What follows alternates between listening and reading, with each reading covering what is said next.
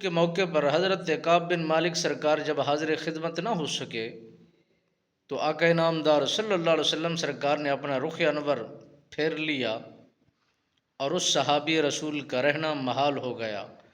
کوئی بات کرنے کو تیار نہیں، کوئی گفتگو کرنے کو تیار نہیں،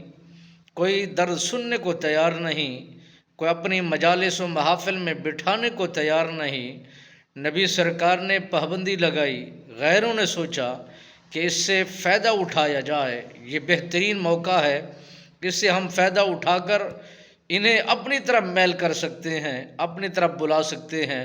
مگر انہیں خبر نہیں تھی جو یاد نبی میں رہتے ہیں، جو دیدار مصطفیٰ کرتے ہیں، جو نبی کے حسن و جمال کو جگتے ہیں، وہ بکو مال ہو ہی نہیں سکتے، کسی کی بات پر اعتماد کر ہی نہیں سکتے۔ وہ جان تو دے سکتے ہیں، جان کے نذرانے تو دے سکتے ہیں، مگر نبی کے ساتھ غداری پیدا نہیں کر سکتے، نبی سے علیحدگی کا اعلان نہیں کر سکتے،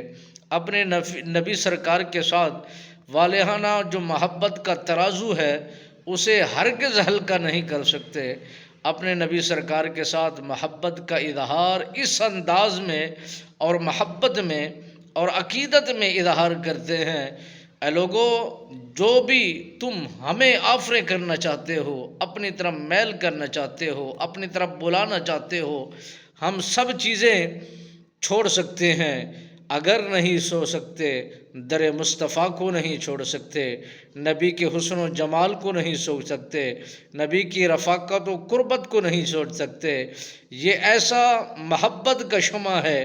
ہم اسے ہرگز کسی صورت میں بھی نہیں بجھا سکتے۔ اپنے نبی سرکار کے ساتھ محبت کرنے والے اور عقیدت کرنے والے